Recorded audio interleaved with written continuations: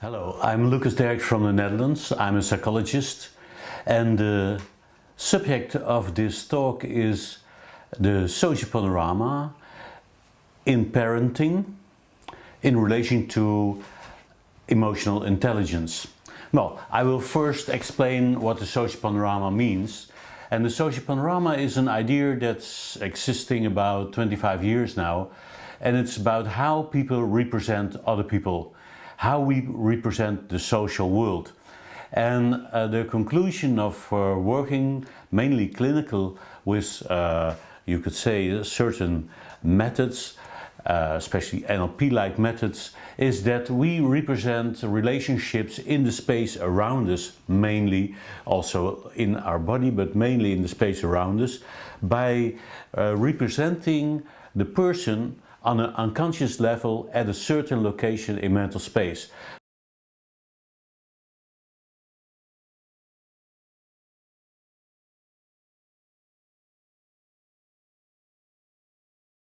So that will mean that when I know a person, I can represent this person here, and by placing this person on this spot, I create a relationship between me and the other one. Now, the other one, of course, doesn't know. The other one will do their own thing, but it will maybe have some influence how I represent this person, because I will behave at a certain way because I have created this image on this place, and then the person will react to my behavior. And maybe that can be a complementary relationship, and that the person does something that appears a little bit like what I do, so this proximity and the direction, so not at the side or not at the front.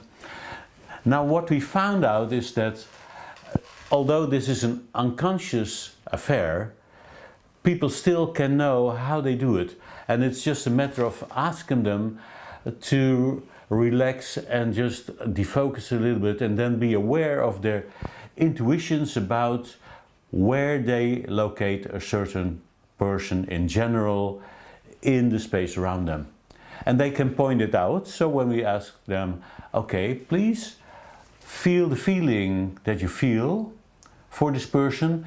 And in the case of parenting, where there's always a relationship involved most of the time, you can think of the person you love most.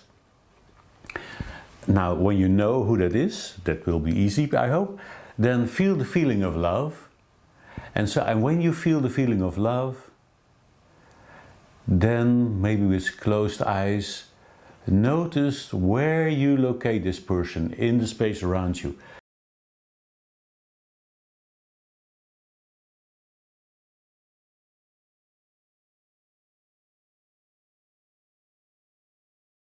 So is it in front of you? Is it there further away, or very close, or maybe partly inside of you, or entirely inside of you? And this is what the social panorama in principle does, looking at the locations of where we represent people and how we create relationships by using this mechanism. Now, and then there's another thing. When you know how you do it, you can also decide to change it.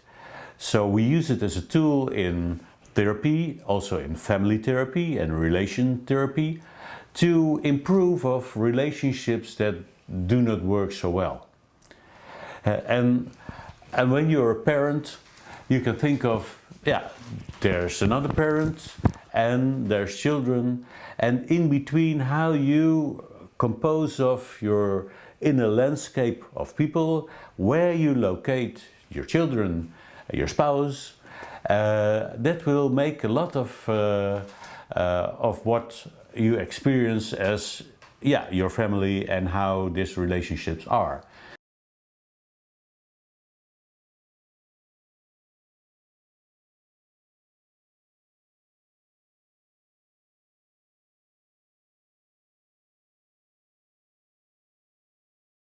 And that's why the social panorama can be a useful tool for looking at how you experience something in your relationship with your child. So I will go to several points in this lecture. Now, the first thing I already mentioned, in fact, when you are a couple without children, you will have somewhere a location where you have your spouse. It may be here, it may be here, it may be here. And we look at that for maybe thousands of people, and so we found several patterns. And you could say that the main obvious pattern is that a loved one, a spouse, will be somewhere within arm's length. So not further away. And when they are further away, this tends to show a lack of intimacy. So in some relationships, people stop to be intimate with each other. They don't cuddle anymore, and they are not so close anymore. And then we may expect this distance. But when you are still in love, it will probably be much closer. Now, the varieties there are huge, because you need to know that this is not something that is, you could say, a God-given or something that's created by nature and was implanted and is the same for all people. No, it's something that people created themselves, but on a very logical way, so that there's a lot of similarity how they do it. And this similarities is probably grounded in that the experience that we have with other people from early childhood onwards is quite similar. So what we experience is, yeah, people are somewhere in space, and the people that are most important to us tend to be closer and maybe from skin to skin. So our mother will probably touch us a lot, and so we feel also the warmth. And so on, there is the logic of closeness and closeness. So where we put the person close, so we use this word of closeness, but it's also based on real closeness, at least in our early childhood, that we have this experience that some people are very close and we start to represent them close.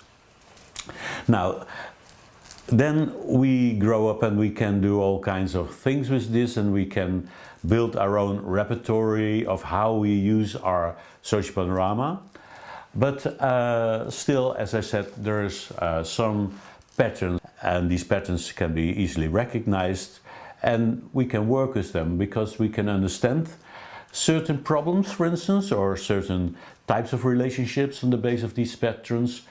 And we can also help people to improve their relationships by just knowing these patterns, because they're common, and we can maybe advise a person to change something and they can try it out, and on the basis of our general experience, they know whether it's better or not so good for them to do it according to our suggestions.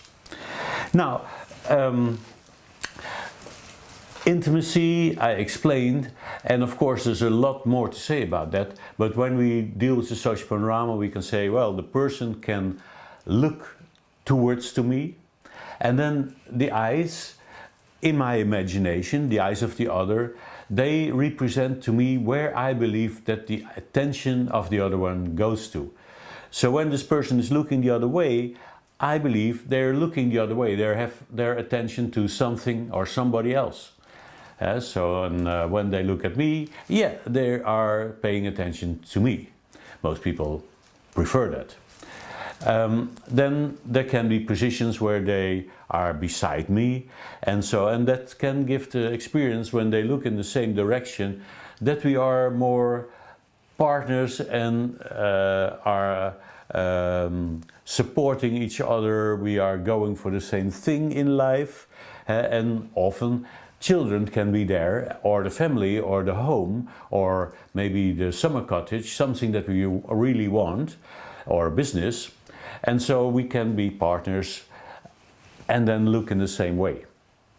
It may also be different, but that is a pattern that you can recognize quite often. Now, and then you could say that there's also elevation, because I can represent another person lower than myself, with the eyes lower than my eye level, or higher up than myself, is a higher eye level, and this makes a lot of difference because the elevation symbolizes to most people power, status, yeah, how are we, how important are we? And when I represent my partner much higher, this means that I have a sort of high esteem, I have my partner in high esteem, and I see my partner as more important than myself. In the other way, when I put my partner lower than myself, so it's the other way around. I look down upon my partner and probably don't respect or don't think that much of this partner. So at least I don't consider this partner more important than myself. So I think now we have discussed the major dimensions of the social panorama, and from here onwards we can look at what it means for parenting. When, of course, the couple is alone, yeah, it's just a matter of what fits best to them, where they locate each other. Now, and then there comes a child.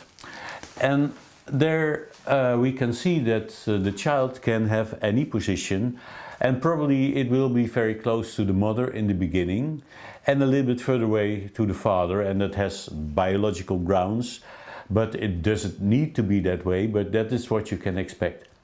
Now, and then when the child grows up, it can maybe be more on an equal type of relation between the parents. And some children, they have the tendency to, when they love their parents, to want to be in between them. And they like to do that physically, so you can think of that when the parents are in their bed, that the child may come in and jump on the bed and crouch in between the parents. Or when the parents are talking to each other, the child comes in between and start to try to get attention and distract and interrupt the discussion or whatever's going on between the parents. And then you get this idea of this child is in between us. And it can be in between us in such a manner that it's harder for me and my spouse to be in contact. And this can be practically the case, so that it's very hard to talk to each other without interference from the child. But it can also be an abstraction from something that is maybe not happening all the time in reality, but it still can be in my mind that I think this child came between me and my wife, for instance. And yeah, it's a typical complaint that some husbands tend to have, that yeah, when the children came, yeah, all her focus went to the child. Nah, and there was no place for me, so I had only to wait 20 years, and then the child will be gone, and then she will be there for me again. So something like that could be then visible in the social panorama by asking, okay, where is your child? Okay, the child is here. Where's your partner? Partner is there. And so in the representation that the person created, they may just have created the child in between them. Now, it doesn't need to be a bad thing, because I know couples who do have that, and this is totally balanced for them. And so you cannot say beforehand that when the child is represented between the parents, that this is a problem. But it can be. And you need to pay attention to that when you yeah, have a situation like this. Now then, of course, there can be more children. Now, of course, more children can be in between the parents. They can be everywhere. And it can be that there's one child on the side of the mother, for instance, and the other child is on the side of the father. And everybody can understand, okay, this child is more befriended or loves the father more or the mother more. Or it can also be that the parent has represented this child close to them, but it is not reflected in what the child does, and so the child may just do the opposite. Now, this is something that you can understand, that represents the situation of the relationships, and within that there can be also the situation where the child are envious of each other, which does happen a lot. And then the child, for instance, the one child wants to be closer to the mother, but the other child is represented by the mother closer. And so this can mean that the mother has represented that way, or it can also mean that the child has represented that way, that the mother is in a way neutral to her children, but that the other child perceives at, yeah, but this is, she is much more loving my brother or my sister, as she's preferring her. Now, and this can also show in the size that is given to the child. So when, for instance, the sister believes that the brother is in higher esteem as herself, and even he may be younger, so you can find that in some cultures. And then the sister may see the parent and may see then the little brother higher up than herself. And so by that she has constructed an image in which she can see that what she believes is that the mother, for instance, thinks of her son as more important than herself. Now, these are common phenomena, but they can be very disturbing anyway. So they can really be traumatic for a child when they believe that this is the case, and it can be the case. So we need to check, when we want to really know, we need to check the social panoramas of the mother, the child and the other child, and then we can compare these images and we can see, okay, there's a pattern that they all share. For instance, they all have the son higher up, maybe the mother even higher up than herself, and much higher up than her daughter. So it could be something like this. And then when we see that in the daughter and in the son himself too, so then we know, okay, this is maybe a cultural, or at least a family pattern where these power relationships are represented that way, where the one is considered more important than the other. And this is a sort of balancing problem. So there the social panorama can give information that's helpful. Then we have, of course, single parents, where there's no partner. And for single parents, in a way, life is easier because they have not to take care about a partner. But on the other hand, they might want to have a partner. And so then the question is, how do they create their social panorama in such a way that there is a place for a new partner, for instance? And this is often an issue, that they are so much involved with their child or children, and that they create a social panorama where they have decided, well, I'm committed to raising my children, and this is number one. And then when there's some partners, they meet somebody they like, but there's no way that this person can get into this family or can get closer to this parent, most often a lady, because the children are too much in the foreground, maybe all around her, and there's no space where she can put this new partner on a, you could say, a loving location, close enough for this partner to feel being loved. Now, of course, when you are a therapist and you work with these things, you can help, in this case, the lady with the children, to rearrange this configuration in such a way that when she falls in love with somebody, that she creates a space where this person can be located in her social panorama, so that she can create a family where he can be part of. Again, these are patterns. It doesn't mean that it always needs to be done that way. So it's not that it's the only way. It's just always finding out with the clients what does fit. And in this case, for instance, in this example, you have maybe 3 children and this partner, and then the client, the lady, I will look for her what will be good for her. So maybe she makes space here for a partner and she moves the children a little bit to this side. And then, yeah, and it's still a question, how will that work in reality? Because it will affect the relationship with the children. And maybe she had her firstborn son on this location here, and now she moved him to here, and that will mean that the relationship to him will start to shift, because she will respond in another way to him here than that she did respond to him here. And there can be, of course, tensions when they're suddenly on what was previously his location, now comes a new partner. Yeah, so there needs to be something done to make that possible for him to deal with.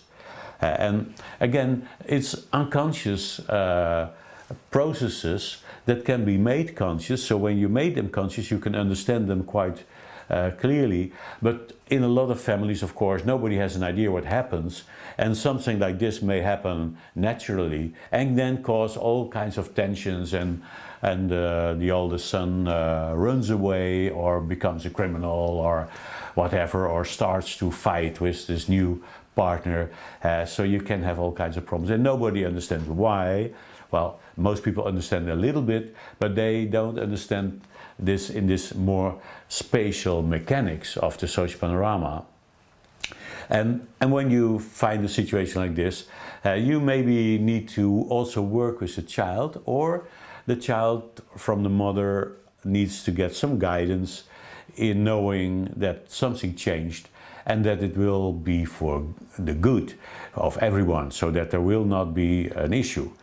So it can be that a change in a relationship doesn't need a lot of work to be accepted, but only need to have needs some information, and that the person knows, yeah, something changed.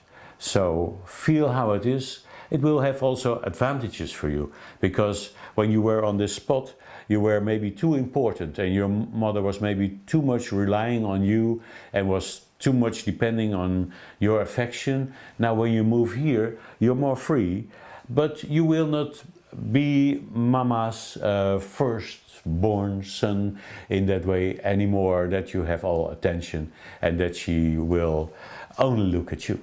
So something like this. Now, maybe there's also an advantage to have another man in the family who can provide or do some things that are positive. So this is, you could say, when you have a single mother or a single father, the same process, when they want to have a partner, so they may get stuck.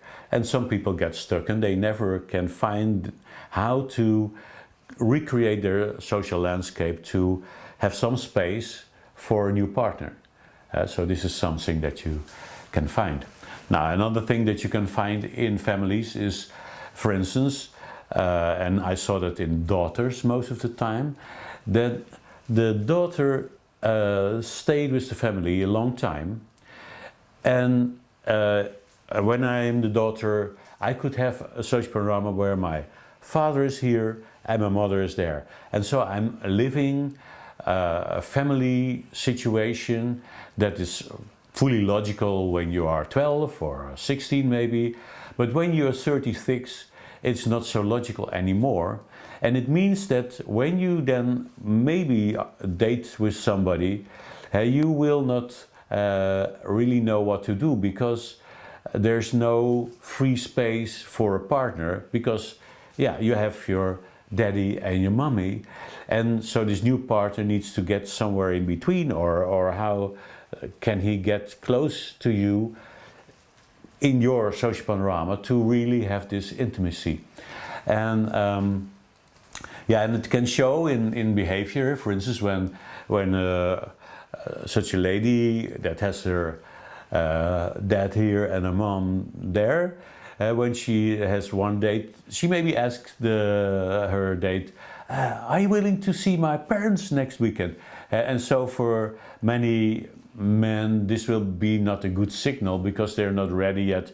They're first want to learn to know her before they are open to learn to know the parents. But yeah, for her this is totally logical because she lives in this family with her parents, and so in her mind, when he wants to have a relationship with her, the parents are included. And these are interesting phenomena that you can see. And then, okay, for a therapist or a coach, it's a matter, how can you use the social panorama when this lady really wants to have this relationship to create a situation where she can be still satisfied with the relationship with her parents, but then have this open space, and maybe it's also here to have a partner. Then still for the partner, it will be also an experience to have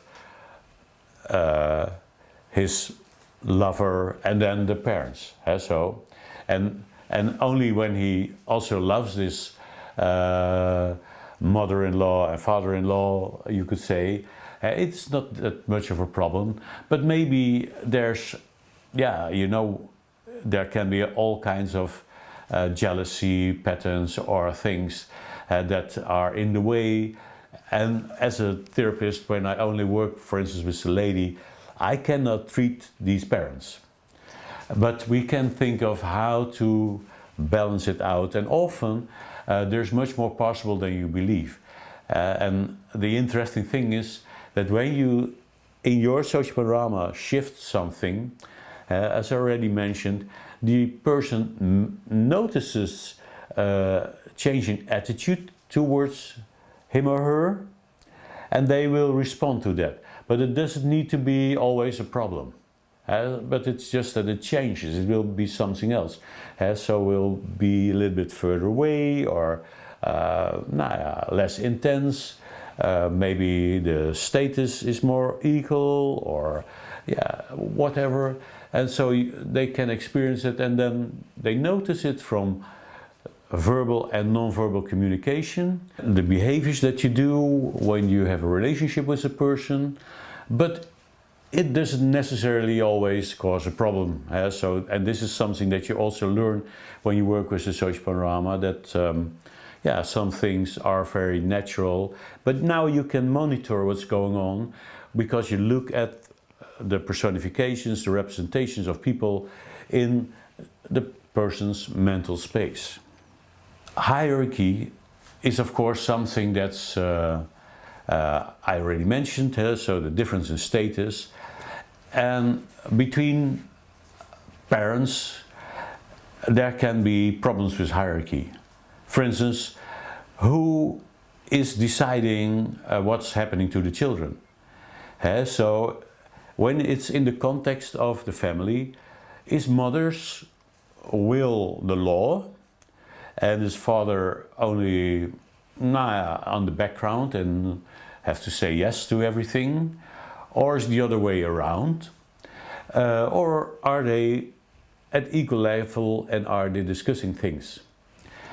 So you could say that also in this spatial representation of the family, you have this level of the eyes, where you know this is representing status, and in regards to who makes the decisions or how are things decided, this plays a major role.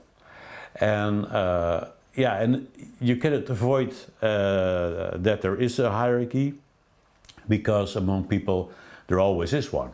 I think this is a natural thing of social animals, they always create some type of hierarchy.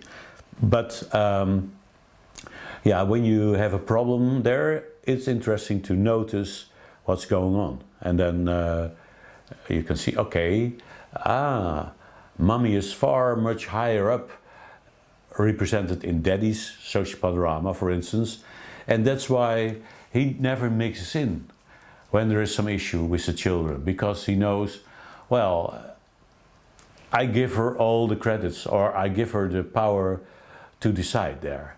And I will take care of providing, I will take care of money, and that things are organized maybe in a way, but I don't make any decisions about the children because I organize it in that way.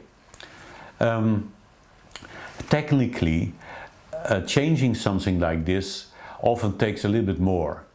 And it has often to do with, yeah, cultural beliefs, a lot of cultural beliefs, but also how did you see it and what did you decide and what happened in between the partners, maybe from the onset of the relationship onwards.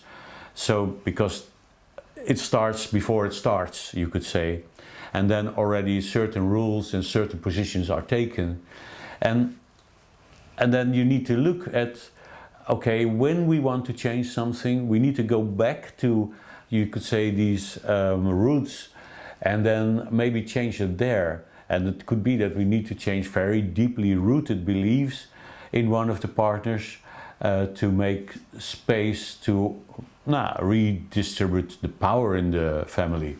So that could be. Now, and so when you are a partner, when you're a parent and a partner in a family, and you hear this from me, you can just explore how your family is. So it takes only that you know who's in your family. This will be the easiest. And then just maybe close your eyes and then think of, okay, where's my spouse and where are my children and what is the level of their eyes? And often your first impressions are the correct impressions. Not everybody has the same type of easy access to this social panorama. Probably is something that's in the right hemisphere mostly, and some people have not so much access to the right hemisphere, so to them it's harder. But some people are very good with these type of intuitions, you could say, and they need not that much to immediately find out, my husband is here, Jimmy is here, Carol is here, so and they know. And probably you don't need to discuss it because probably it's immediately the right image.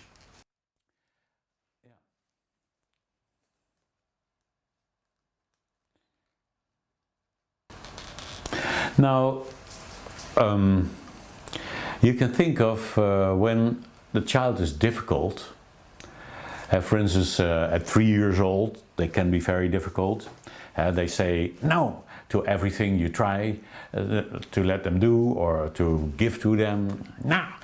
So so on. And this will take you to represent the child in another way.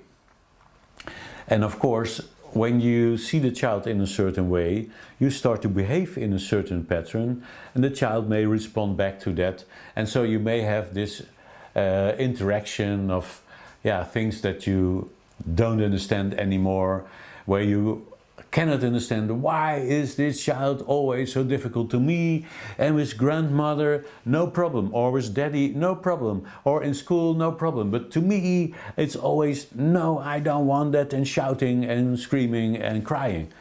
So how did it happen? Then, having knowledge about the social panorama, knowing that you represent this child probably as difficult in a certain way, maybe you took distance, you made it maybe higher up, or you brought it in a confrontational position, that it's in front of you, looking at you, maybe higher up, and you are just fighting your way to get the child do what you want. But the child is, in your vision, dominating you. So that could be very difficult, so you can understand. Now, this is something that parents probably don't recognize so spontaneously that they do it that way, but they need to change that to break through these patterns. And better they start to change that than their children. So often a child that's 3 years old will not so easily change their social panorama when I work with it as a therapist. But the mother or the father, they will have easy access to do that. And for instance, when the child becomes so important, you get a disbalanced family where the child is on top of everything. So that may happen, and the parents are sort of slaves for the child. So then you need to break this hierarchy, and it means that both mother and father need to bring the child to a level of importance that's more natural.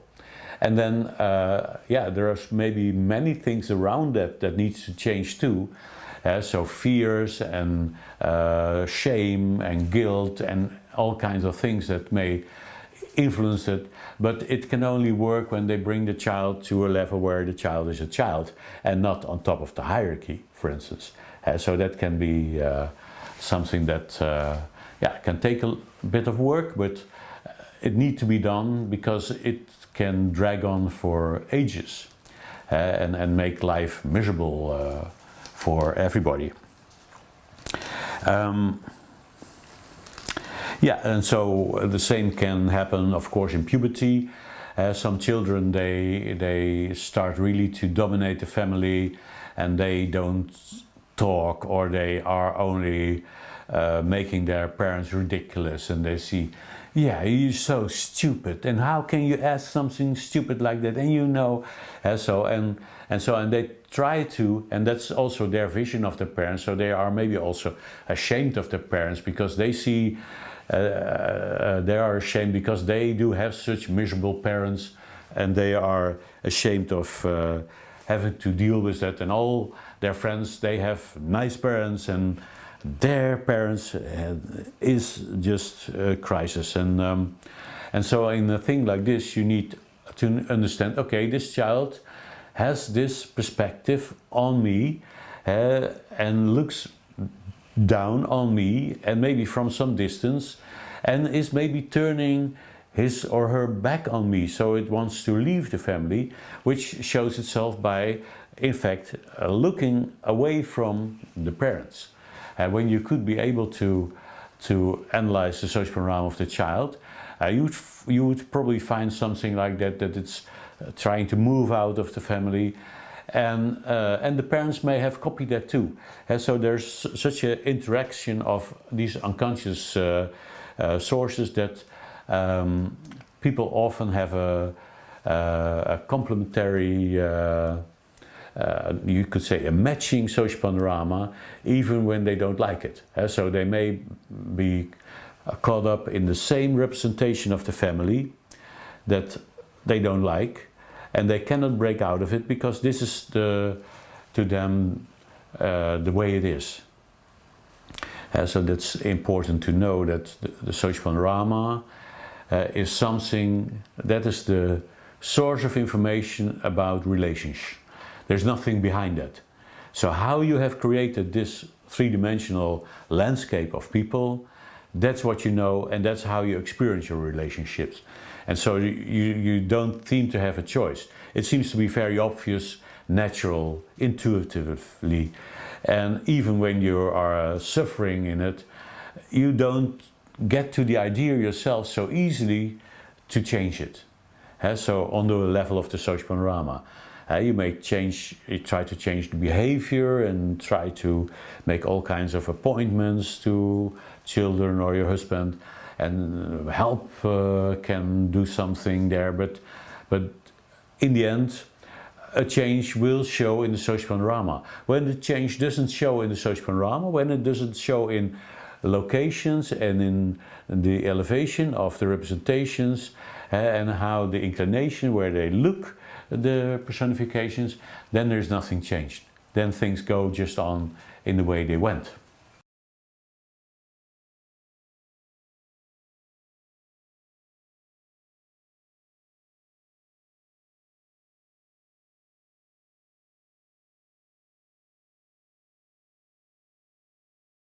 Then there's also another area, and that area is the area where you, for instance, lose a child. And of course, most parents don't want to think about that, but yeah, it's always possible. And then you get in bereavement, in grief. You have lost your most precious person. And also when it deals with grief, the social panorama can be very helpful. Because the problem with grief is that when you look at that from the perspective of the social panorama, the problems are that the position that is given to the dead child are often not according to, well, that the child is gone. So, for instance, a person may keep the image on the place where it was, or try to keep it where it was, and there's nobody anymore. So there can be incongruences between how it's represented and the reality of the situation. Now the thing is that in most people's social panorama, there are areas where the dead tend to go. And it's depending most often on religion. So when you have learned that there's heaven and that the dead go to heaven and that heaven is a beautiful place close to the Lord or so, and that there's angels, so then when you can imagine that the dead person goes there, makes it easier. And then you also can imagine that you go there too one day and you meet again. Now this is a construction that seems to work very well for most people in grief. And and it's a social panorama construction. We call it the spiritual panorama, where we look at how not living social objects, you could say spirits, angels and the dead, are represented by a person. And they may have their own system based on maybe their religious upbringings, but maybe also on other things. You need to create it yourself because it's not so well ascribed, you could say. Hey, you learn something, but you need to find your own way. Now, so when we have a client and they lost their child and they have still difficulty with that after, you could say, several years, severe difficulty with that, then we can help to discover where the child is located at present, especially when they have strong grief, feelings of grief, and then we can look for, okay, where should it go? What would be an appropriate location for this dead child to move in your social panorama, in your spiritual panorama? And this can help to abbreviate the process of grievance a lot, and also opens the person up for life again. Because when you are in grief, it can, make sure that you cannot develop yourself that much anymore, because it can fully occupy the person. So therapy there can really help, and especially when it's done on the basis of what I just told you, because that can really change the whole story. When you look at the family panorama, this is father, mother and the children, and it's embedded maybe in the grandparents and uncles and aunts and everybody that's involved in the family. And then there's the situation when the children are leaving the house, when they grow up and become living, standing on their own feet. To the parents, this changed the whole landscape, probably slowly. Maybe in the beginning, children may come back to the parents more frequently, to have the mother do the washing or to score a good meal, because they have maybe some issues to cook or provide for themselves. But then at a certain moment they are gone, and now it's a question, what do the parents do with the children in their mind? So where do they locate them?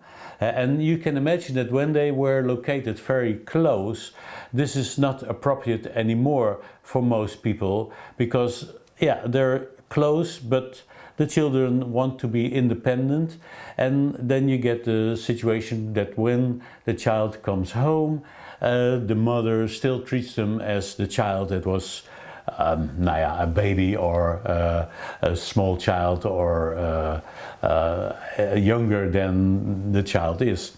And this can cause a lot of irritation. Often it has to do with that the location of the child is too close.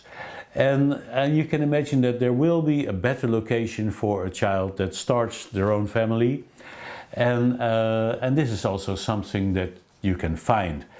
So you can, I don't know whether you are parents, but you can think of where is my child located. So take a minute for trying that out.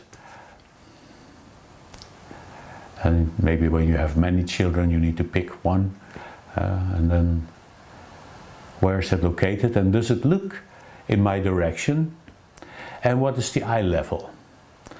Now, and then you can consider what kind of issues do I have as this child when you have issues, and could it be related to this location. So do I have this child too close for its comfort or for my comfort? Is it maybe, as we started in the beginning of this lecture, in the way of my partner relationship? Or is it causing jealousy with the other children? And so you can think of this in that way. Now, I think that's, we just discussed a lot of the possibilities that parents can discover when they start to look in a spatial manner, in the social panorama manner, to the family and to their position. And as I already said, it's not laws of nature, but there is structure.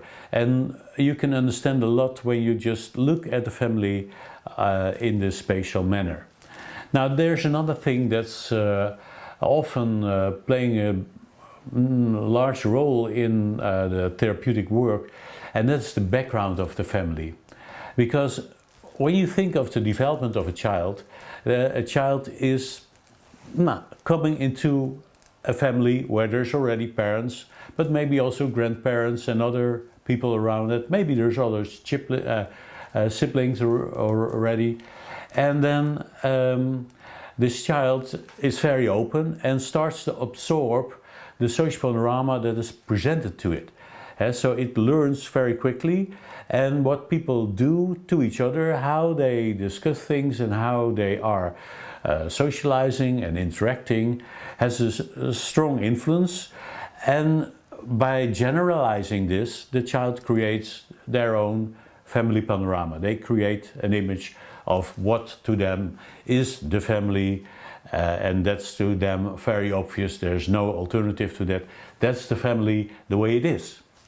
Now, and when a child grows up out of this early imprint, you could say, they build on that and they continue to build on their first impressions, their first imprints of how the family looked like. Now, what's interesting is to look how comes a family into being, and this is of course the continuous process of generation after generation, where the generations influence how the next family comes about. For some issues that people have, it's important to really look at several generations back, because the automatic internalized image that they created of their family, which is based on maybe several generations back, is something that they don't have that strong grips on, because it's have been always there. It's obvious to them. There's no way of reflecting on it, because it's just the way things have been always to them. And when you want to break out of patterns that keep you from developing, and that have to do with how the family that you grow up in have limited you, then we maybe have to look at several generations back to find a core where the change can be set in motion. And it's not a matter of changing, of course, the development of a real family. It's just how to get the key to changing this unconscious imagery that the person has created throughout their lives to be freer or to have more choices. You could think of that everybody that grows up in a family has a certain role, and it's not maybe described or defined as a role. Maybe there's no words for that, but still the position that a child becomes, the child gets used to that, and it will fulfill this role, or it will battle with this role but it will be dealing with a role that it receives, and you cannot have every role. So it's justified to say that every child in every family becomes a sort of limited role.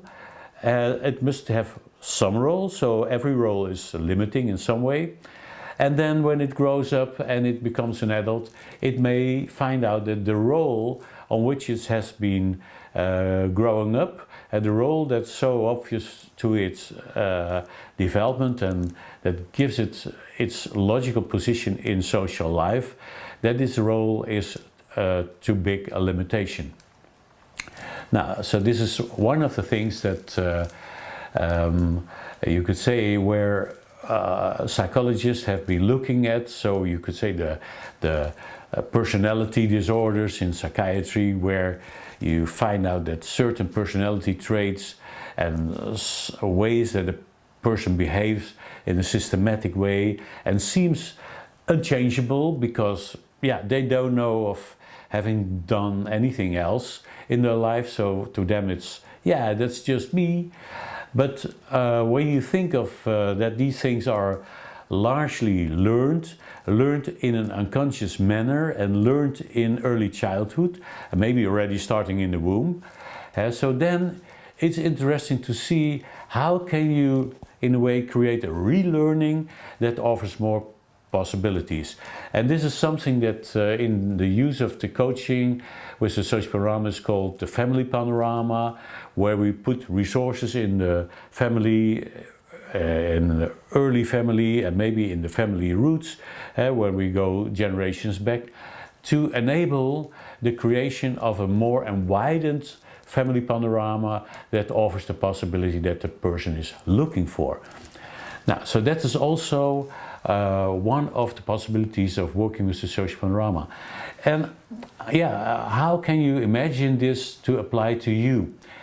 So you can ask yourself, for instance, now, were there comments or is there any criticism that I received from my partner or maybe from previous partners already that were aimed at changing me? So they maybe say, yeah, why are you always, and then there's something that you always seems to do and they don't like it, and yeah, probably you don't saw it because you just considered it your natural habitual behavior.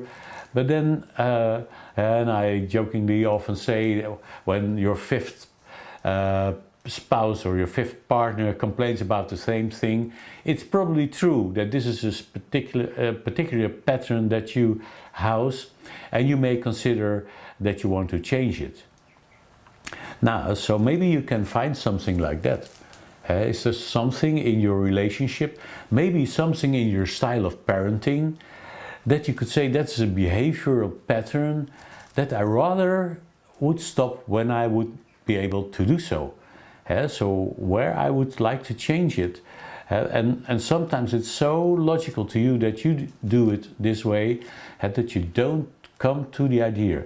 So what happens always where you get confrontations, or where you have feelings of falling short, or where you are shy, or where you become angry or aggressive, or things that you know, well, this is a pattern in my behavior in my family, maybe towards my children, and when I could stop this, that would be for the benefit of all.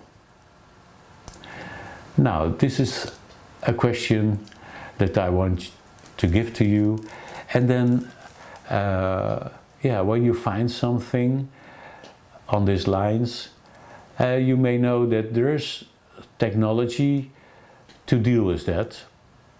And it's not always so easy, but it's possible, and it's one of the most powerful tools in the social panorama to go at these deep-rooted personality traits. Now, I hope you liked this talk. Thank you very much for your attention.